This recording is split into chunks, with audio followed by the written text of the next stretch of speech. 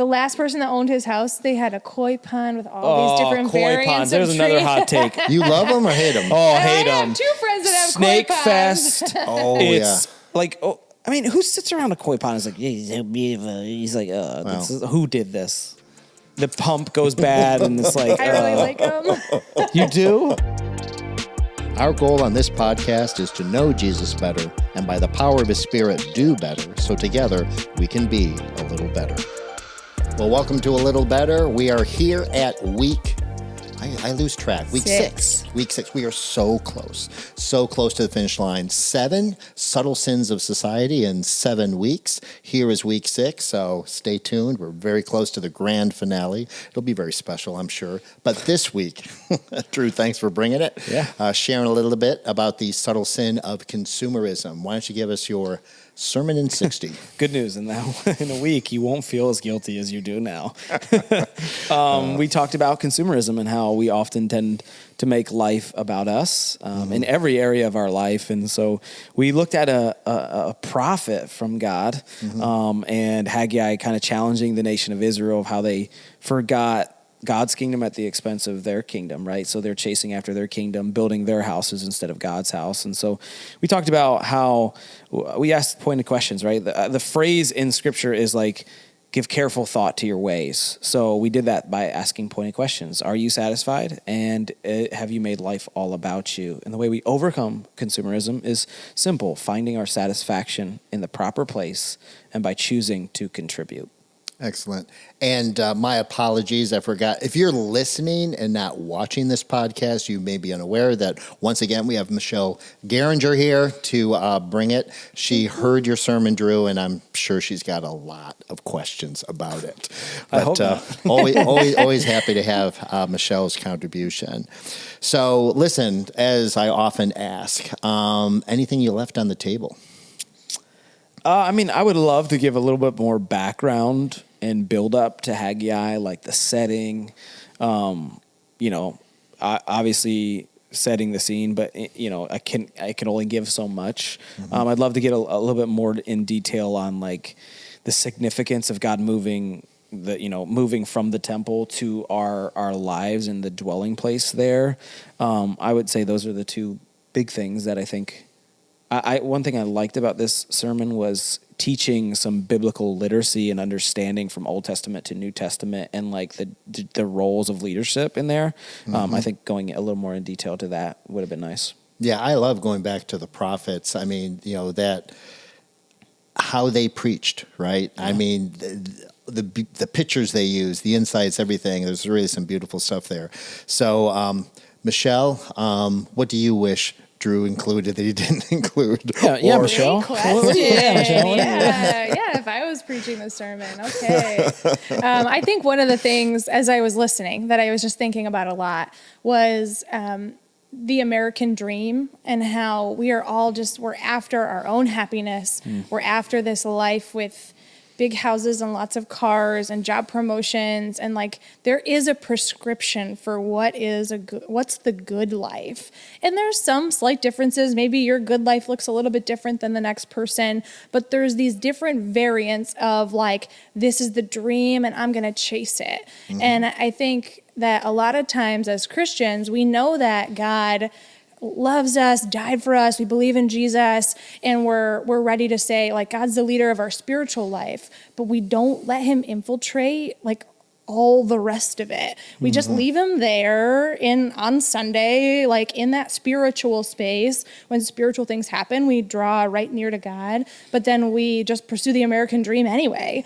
And we don't do it, like, it's not intentional. I see myself doing it, too. Like, there's times where it's just like, wait, why do I even want that? Oh, I'm pursuing like the American dream. I'm not even thinking about what does God say about the way that I should use my money or use my time. What does wholeness and goodness really look like for me in this season? I'm not being intentional and thoughtful in all my ways. I'm just like, well, that's the good life, and I want the good life, so I'm going to go for that, right? Yeah. And so I think that concept of the American dream, and it's built in, and we can't really escape it. We just have to keep pushing against it and being intentional and thoughtful in all of our ways. Yeah, feel free to correct me if I'm wrong. I'm pretty sure that it was a bumper sticker. It was a John Piper quote, Jesus saves from the American dream. I think I'm attributing that correctly. But as far as John Piper is also concerned, I know his mantra is God is most glorified in us when we are most satisfied in him. Mm-hmm. So I know that John Piper has done a lot of, doing battle in some ways with the American dream. I mean, I'm wearing a very... Yeah, you are. So For the funny those who thing are is, listening, if Brad you're listening, is wearing you're missing a full of American sweet shirt. flags. But Sweet is an understatement. I would consider myself very patriotic, and I'm proving it by wearing this American flag shirt. But I don't know if... Should have saved that for 4th of July, by the way. Okay, so return. Here's the deal. You guys on the podcast, you get to see behind the scenes a little bit. I think you kind of appreciate that. So the fact is, we had to do a location shoot for the 4th of July today. So I rushed from that shoot to the podcast wearing the shirt that you guys will get to see 4th of July Sneak weekend. Peek, right? Yeah. Sneak peek of what is coming. But back to the American dream. It is so easy to, let me say it this way. You guys can react. To be infected by the American dream, because it's the water, it's fish, it's the water we swim in, hard to even see. Yeah. We were raised on this American dream, right? So easy to be infected by the American dream, and then it's very easy to use God to serve our ends, right? Yeah. Christianity is going to make me prosperous. Christianity is going to give me a good life. Christianity is going to make me satisfied in the way I think satisfaction ought to be defined. Yeah, I think you could sum it up in consumerism is chasing happiness at the expense of holiness. And, essentially that's the American dream, chase happiness. And what brings happiness is house, picket fence, right? The right job, the right cars. And, at the core of consumerism is this endless pursuit for satisfaction, right? And ultimately, that's the American dream. We're searching for something that will satisfy. Right. Unfortunately, right, that goal we're aiming at, the American dream, leaves us empty. Right. Right. Because you see so many people who achieve it, they get it, and it's not the dream they thought it was, right? And holiness, on the other hand, is a completely different aim. It really should be our aim as Christians to be holy, set apart for God. And how often are we chasing that instead of that? So to me, it feels a little like the paradox that Jesus lays out. If you seek, those who seek to save their lives will lose it, but those who lose their lives for my sake will find it. I think those who seek happiness won't find it, but those who seek holiness ultimately get happiness. I mean, happiness doesn't mean giddy, joy, laughing all the time, but there is a peace, a satisfaction. There is a center to it that is more satisfying. I have a book out here, which I actually can't reach because of this mic. I feel like I can't. So there's a book called Becoming Whole, and it's one of my favorite books. And there's something inside of there called The Paradox of the Unhappy Growth. Thank you, Drew. And basically it talks about how, we think that more money means more happiness. And that can be true up to a point. Like if you don't have enough to feed your children, if you don't have enough to live on, that can cause a lot of stress and that can cause a lot of unhappiness. But then there's a point where you actually have so much that it causes a lot of unhappiness. And it's tied to depression, and it's tied to suicide rates, and it's tied to anxiety, and all host of kinds of things that we see that are rampant problems in our communities, right? So having too much actually can cause us to be unhappy. Well, and when has God ever called us to happiness, right? The word in scriptures we're after is joy, right? And these things are different, right? Because joy is true despite circumstances. Correct. Happiness, according to us, has to be is driven by circumstances, right? And then we find out, wait, I'm not happy when the circumstance I was supposed to be happy in isn't delivering happiness. You know what I mean? And so I think that's one of the biggest lies in this journey of consumerism is what we're chasing doesn't deliver what we want. And so I think that's a great read. I'm going to add that to my list. Yeah. Becoming whole. The tagline on the book is, "Why the opposite of poverty isn't the American dream." Huh. Yeah. Yeah. So we're trashing the American dream left and right here. So as it should be, I think. So I don't know if this is a tangent, but so we can have confusion about what our genuine need is and what satisfies. I mean, we talk about the pursuit of money. I think the real question there is, what's the money for, right? But, we just think, if I have it, I'll be better. But I also think, I'm also wondering, then when we deal with others who don't have money or any money, like we're talking about poverty, we're talking about physical needs, does our misunderstanding of money and our needs confuse the way we help others? The solutions we bring, to others. I'm saying that because I'm hoping, Michelle, that sets you up, because I know that you think deeply, about those things and are beyond partners or trying to address how do we assist, how do we respond to needs in ways that are genuinely helpful, because we've responded to our own needs in hurtful ways, and we're certainly at risk of doing that for others. Yeah, I think our temptation, we see physical needs and they're real. They're so real. People have significant, deep needs, and they know what the need is, and they can't meet it. They don't have clean water. They can't give medication or immunizations to their children. Just really specific and deep needs. And if they could earn money, if they could find a way to give that, they would do it.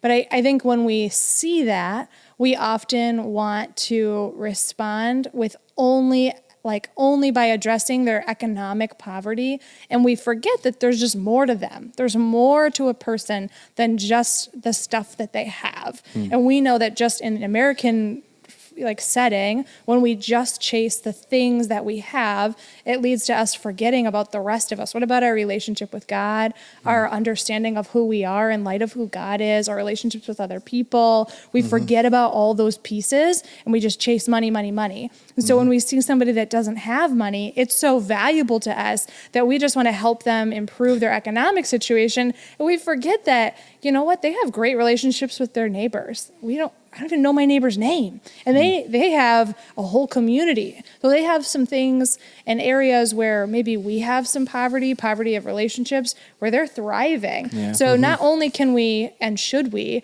as a person of affluence in the States, address needs that we see in our own communities and abroad, but we should also look to learn, approach people as a learner and say, and where are we weak and where are you strong? Because just because we have money doesn't mean we have all the answers. Right. Or it doesn't mean that we can come and say, this is exactly what you need to do. Because the last thing we want to see is beautiful villages and communities becoming like communities in America where they don't know their neighbors, or they don't have connection with their churches, or so there's lots of things to just look and learn from other people as we look to address those severe and serious at times physical needs. Yeah. I mean, do people use terms like reciprocal, or what's there's a two-way street is what you're talking about.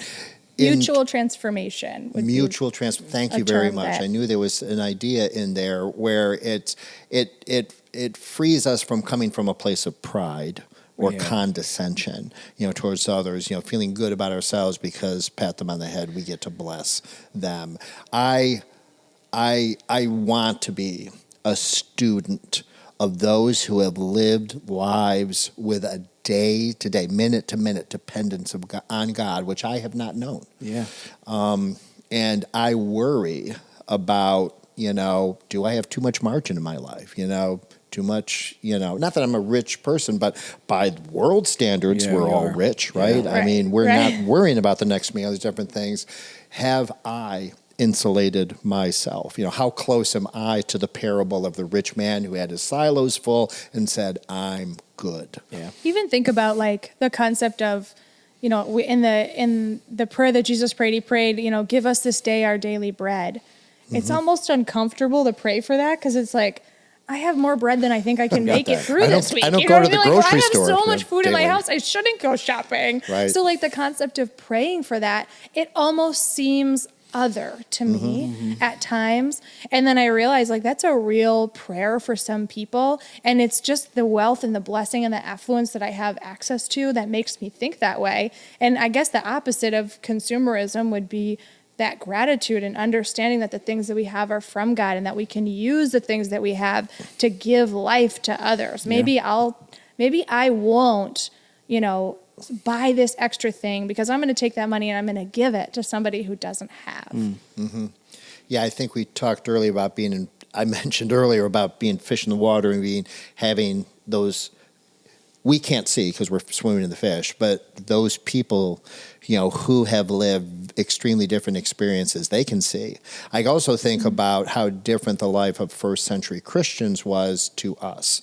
I mean, the fact that we live in an age, they didn't have an advertising industry, right? Which is, billions of dollars with the intent of making us miserable, creating in us a discontent so that we have a hunger and a drive for their stuff, right? It didn't even exist, in the first century. And so I just feel, to me, it feels like we have gasoline on the flames of these passions and desires that consume It's interesting that you essentially marketing schemes are to they're designed to make you feel discontent. Yes. Right. Even if you feel content, it's to convince you you're not content, and here's what you need to make you content. Right. And so we are constantly fighting against this from it's screaming in our ear everywhere. Right. From like the commercial you watch, right? Like I watch games all the time, sports all the time, and like the thing that always gets me is like the food, right? I'm like, oh, I need that. I'm not hungry. But now I know. The new KFC crispy chicken. Or hot, salty fries. Like, yes. Dairy Queen. Yes. Like, and it just breeds this lack of contentment. Right. But just think about the industrial machine, the billions in research that's just A/B testing every response to every little thing to just a max. So if the 10th commandment, right, to not covet, is really a command to be content, and you have that New Testament instruction from Paul, this is what you have to pursue. It doesn't matter what your circumstances are. You need to be content, and to be discontent is to question God. Yeah. But we have an industry, we have a culture, have an environment that is... Now, I don't know if I've just told everyone listening to this podcast who's working in the advertising industry they need to repent, but we can work that through. We'll talk it through. I'm sure there are good ways to work in that. But it's and you think of contentment, right? Like, which is the opposite of consumerism, and like what's tied to contentment, right? Mm-hmm. There's things like, I think you mentioned it, Michelle, gratefulness or thanksgiving for what you have, right? When you realize that your daily bread is not something you have to pray for. Hopefully our hearts is like, okay, well, what do I need that I need to pray for? It's maybe I should just pray, God, thank you. Thank you that that's not a worry of mine or a prayer of mine when it is other people's. And then joy, right? Like I should wake up every day and feel joy, not based on my circumstances, but joy that I have what God has provided for me. Like there's a joy, like you meet these people. I even think of in Pre-Preach, the story you told of the people who didn't have much, but there was such a contagious joy of what they were doing and what they were giving. And you ever meet people who don't have a lot, but you're like jealous of their joy, right? Yes. It's like, why? You shouldn't feel that way. I don't feel that way, and I'm way better off than you are. Why do you have that joy? And that's how can I buy that joy? Exactly. Exactly. How much does that cost? Yeah. Exactly. And that's really what our lives should be. If you are content, there is a joy, and joy and gratitude are hybrided together through your life. Mm-hmm. I think that's one of the beautiful things about one of the things that we do with our project in Malawi. We partner with organizations that work through the local church, and they help to change people's mindsets about their poverty. Everybody knows that they don't have much when you live in a hut that you made from the dirt that was in the land that you're sitting on right now, and and you eat crops that you grow in your backyard and that's your whole world, you know that you don't have much. And you look at other people and you compare and you say, well, I can't give because I don't have enough to give, right? And I think that part of the mindset change that happens when we start using, there's a program called savings groups, and they help people to just begin to save just the smallest little amounts of money and to build a plan for their money. And they do that in community, like a community group. And then by the end, they have gained a little bit more money than when they started. And then they're able to say, oh, you know what? I do have money. I have extra. And now I can give. And the joy of giving is one of the greatest gifts. So that's something that we see when we go, like when I went to Malawi, just seeing the things that people decided to give. Like a group decided, they met a young mom and she didn't have a home. And so they decided to pool the money that they had made together and build her a home. And it wasn't so cool. Every last dollar that they had, but each contributed some. And then together they were able to give her a real home in their community instead of having her, like she was living under a tarp in the bush. I mean, just like the most meager means that you can imagine. And the people that were giving to her, they didn't have much more, but they had enough. And so they were able to give. And I think that margin and that ability to think, you know what, I have what I need. What could I give is a totally different mindset than what could I get? Yeah. Right. Well, and it just to think of like somebody that lives off the land completely has enough to give. We certainly have enough to start thinking about where we can And do give. you think in the American mindset, right, we are all kind of like, this swirls around our lives of like, why is it that when we have extra, we think solely about getting? I'll be real. Like my aunt, when I look at my savings account, I'm like, okay, I'm planning for this for me, whether it's a trip, whether it's this addition or this upgrade or what.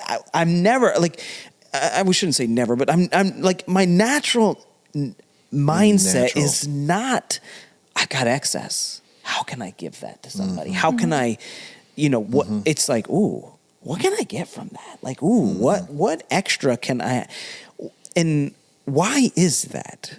And I think there is in all of us swirling around this world of like a misconception of what satisfies.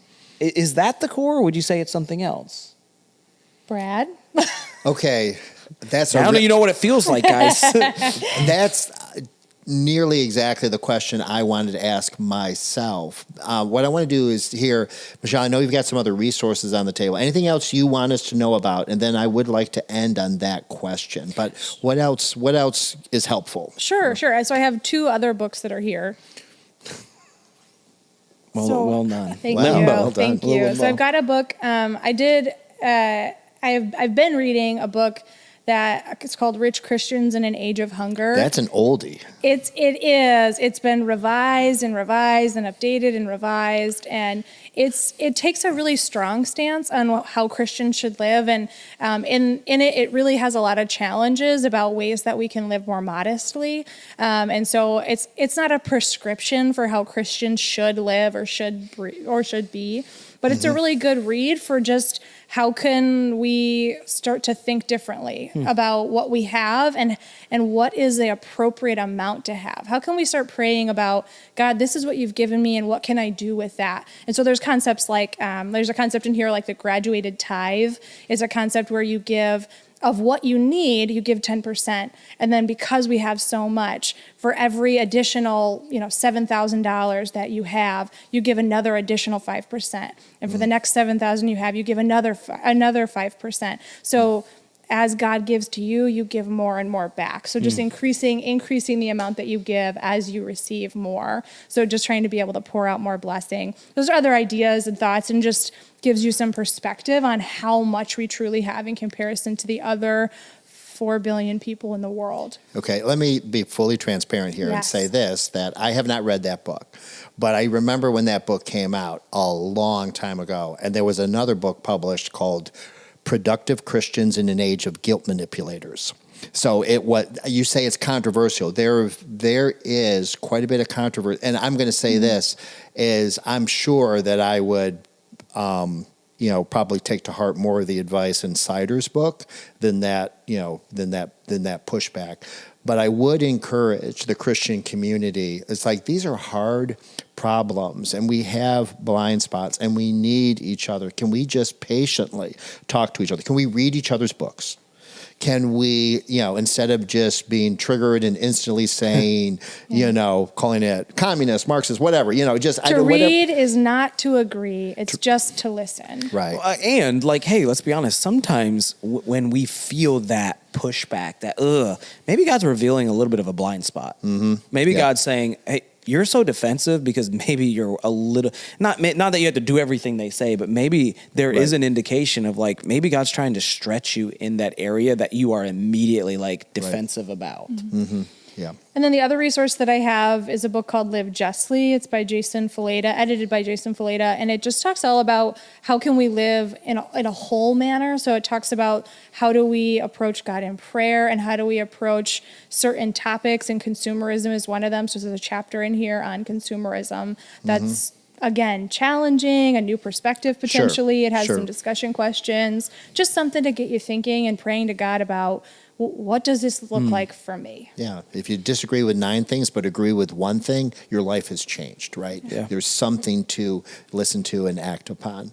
Well, I think that final question, I think we were hinting at, the way I was thinking of it was, how do we wean ourselves off of this compulsion, obsession, knee-jerk reaction of consumerism, of satisfying things the wrong way? I was comparing it, thinking of it as, I know sugar is bad for me. Okay, it's empty calories. It doesn't do me any good, but I love sugar. I love sugar. Come on. And so for a couple of weeks, I've been trying to keep, sugar. And there's always a transformation. I mean, there's always a transition, which is, it's just like those cravings are bad for a few days, and then I get to this point where I'm not craving it so much. I wonder if there's something similar spiritually. Is there a way?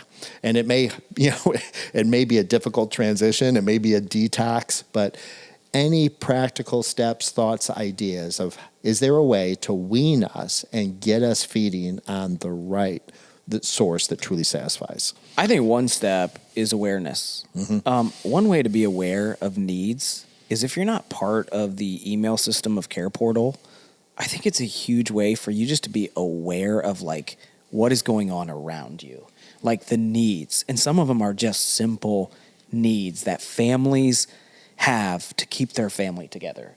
I get the email, the list of needs that pop up, and it's just a constant reminder of wow, I have so much to be thankful for. And wow, I can take a small step and help somebody else, give to somebody else rather than get. So I think a big thing is just awareness for people. You don't have to go to Malawi to deal with poverty or all the things we're talking about. It's in our backyard, and just being aware and knowing these things are out there, I think, is a good first step. No, that's really good. I think I love that. I'd add to that intentionality. Plan to be generous. And when you sit down and you've saved money that's intentionally to be given away, then it gets kind of exciting. You're oh, well, who do I want to give this to? And you realize that your money can also be exciting to give and to plan that giving out. And so I think whether that needs to be a piggy bank or a separate bank account or however that looks, having a genuine plan for giving and not just responding when you're asked, but making a game plan up front on how you're going to give, that makes the world a difference on how it feels when you do give, and the excitement that you get in hearing back from what did that do? How did that help? What did God do with that money? I think that's and then just turn down the noise. We're just inundated with things. The more you turn down the noise, the less advertising that you hear, the more you turn up things like the Care Portal feed or your time alone with God. Those things really do. They help to balance you and just to help you to have a better peace in your heart. I love that. A savings account for you and a savings account for others. Right? What if we all had that in our, you look at your bank accounts and there's a savings account. It's not geared for me. It's geared to give to help somebody else. It's pretty cool. Well, it's unanimous. We all love that idea. Thank you, Michelle, for that very practical step. Thanks. I love this conversation. It's time has flown. It's been so good. Thanks, Drew, for beating us up week after week. I know you get one more gut punch to us next week to bring the series home. Do come back next week for the final week of Subtle Sins of Society.